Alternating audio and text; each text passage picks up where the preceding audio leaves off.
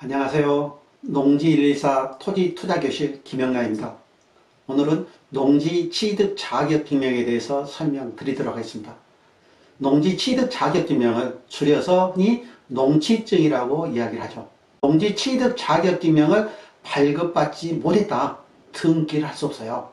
특히 경매로 농지를 취득한다.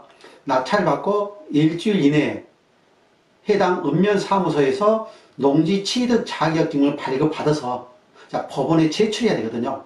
그럼 법원에 제출하지 못했다.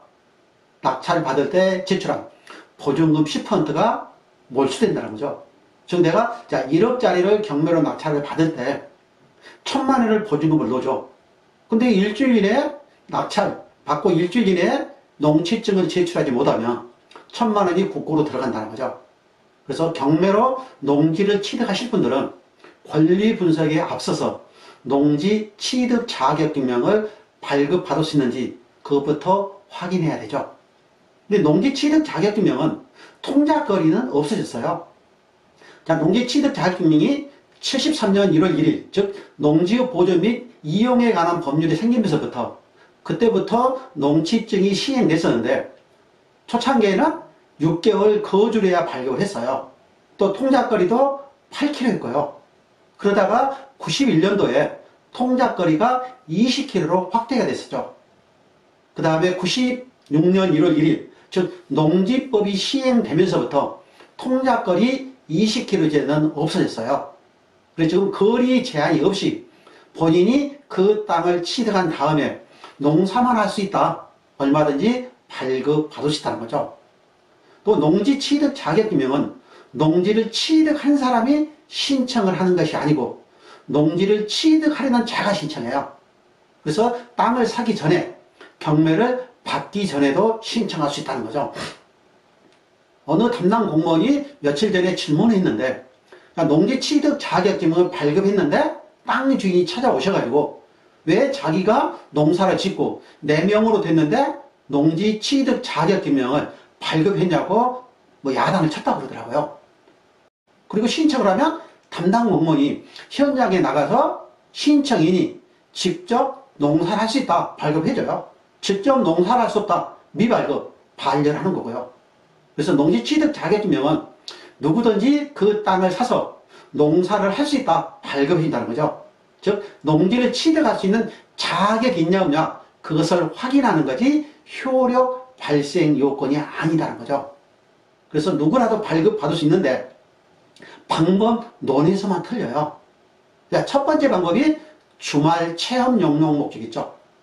주말 체험 용농 목적은 농지법 6조에 보면 농업인이 아닌 피농업인이 주말을 이용해서 체험 목적으로 농사를 하기 위해서 농지를 취득하는 것을 주말 체험 용농 목적으로 되어 있어요.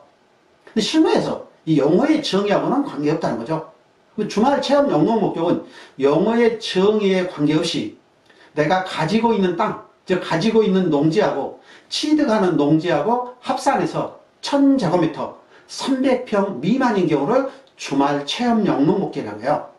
그럼 농업법인이나 농업인 주말 체험 용농 목적으로 취득할 수 없지군요.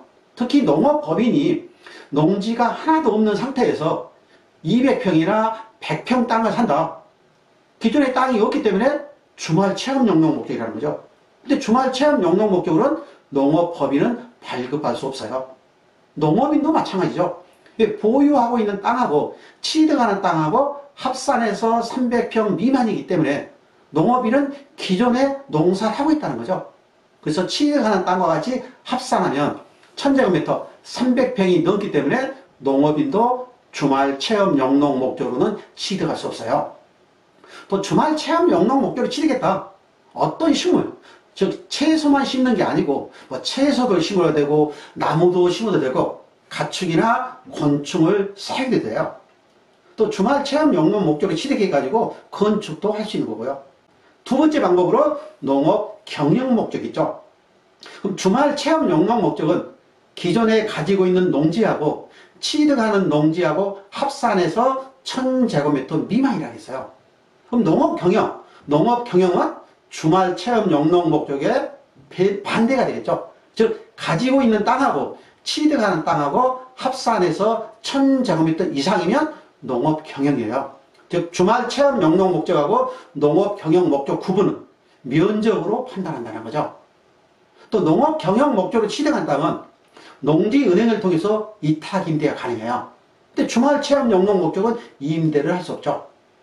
또 농업 경영 목적으로 취득한 땅은 주말 체험 영농 목적으로 사용할 사람들한테 임대를 할 수 있어요. 근데 주말 체험 영농 목적으로 취득했다. 주말 체험 영농 목적으로 임대도 할 수 없다는 거죠.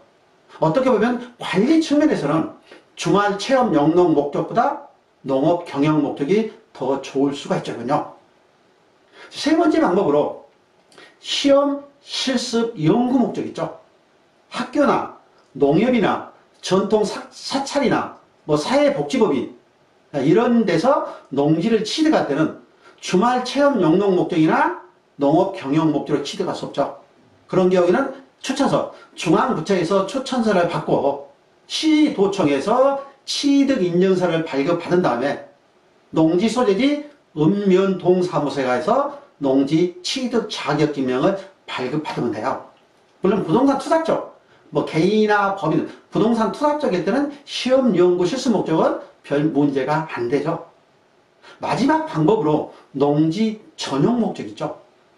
그러니까 농지 전용이라는 것은 농지를 농지 위에 다른 용도로 사용하는 것을 농지 전용이라고 해요.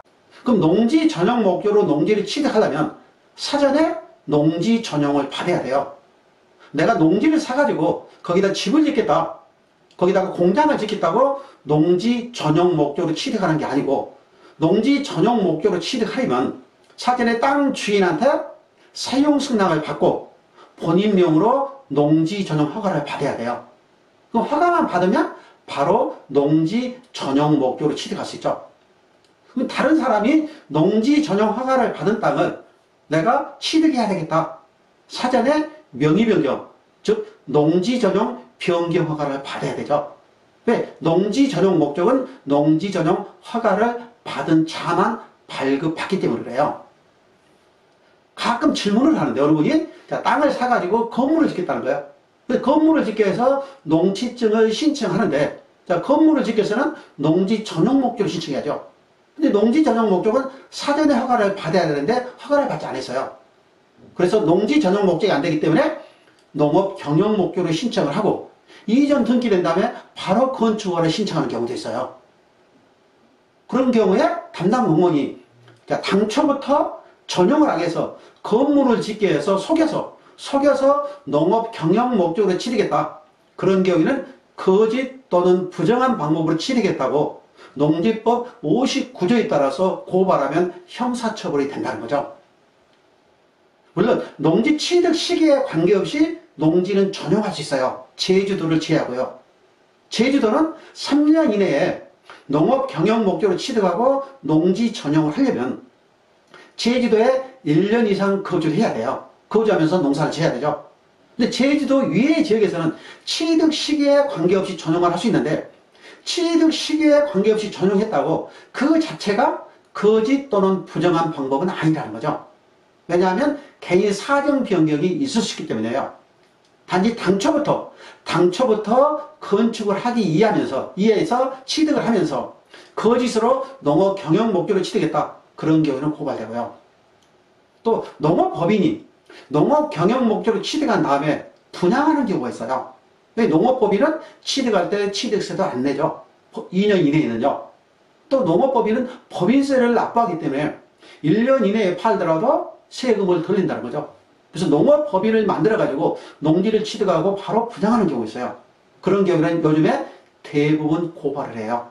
왜? 거짓 또는 부정한 방법으로 취득하고 바로 분양을 했기 때문에.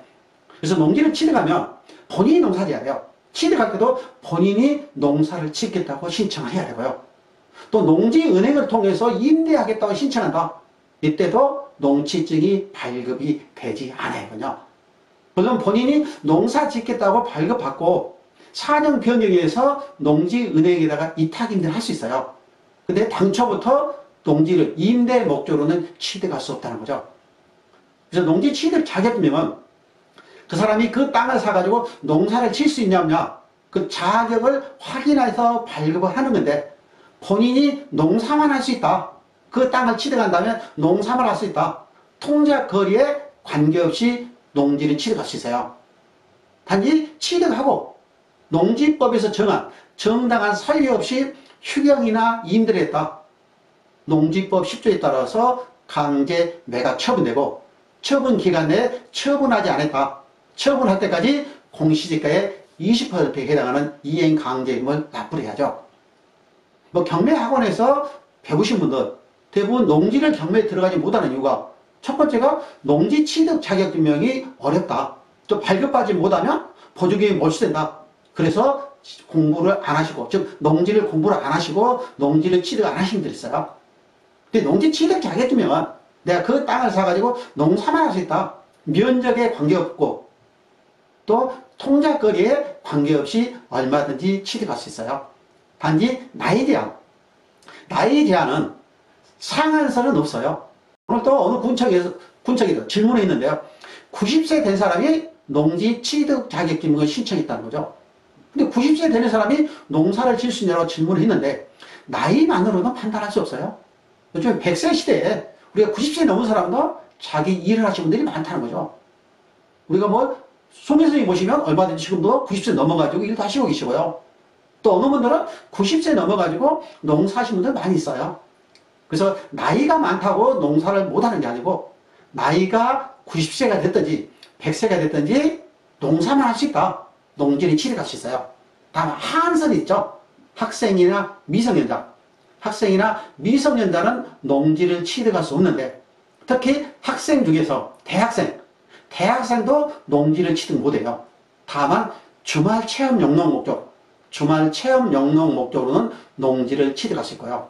즉 기존에 가지고 있는 면적하고 취득하는 면적하고 합산해서 300평 미만이라고 있어요. 근데 아버지가 땅을 1000평을 가지고 있다. 대학생인 아들에게 200평을 증여를 한다. 이때는 주말 체험 영농 목적이 아니기 때문에 발급을 받을 수 없죠. 왜? 주민등록상 세대로 하기 때문에 아버지하고 아들하고 같은 세대라는 거죠. 그럼 같은 세대인 경우에는 아버지 농지도 합산해가지고 1000제곱미터가 넘어갔다. 주말 체험 영농 목적이 아니죠. 그래서 그런 경우에는 대학생의 아들도 주말 체험 영농 목적으로 농취증을 발급할 수 없고요. 외국인도 우리나라에 거주하면서 농사를 질 수 있다. 그럼 농지를 취득할 수 있어요. 근데 우리나라 사람이 외국에 가서 있다. 취득한 다음에 농사를 질 수 없죠. 농취증을 발급할 수 없거든요. 그래서 농지를 취득할 때는 경매로 취득하든지 매매로 취득하든지 증여로 취득하든지 발급을 받아야 돼요. 상속은 지혜가 되는 거고 판결도 받아야 돼요.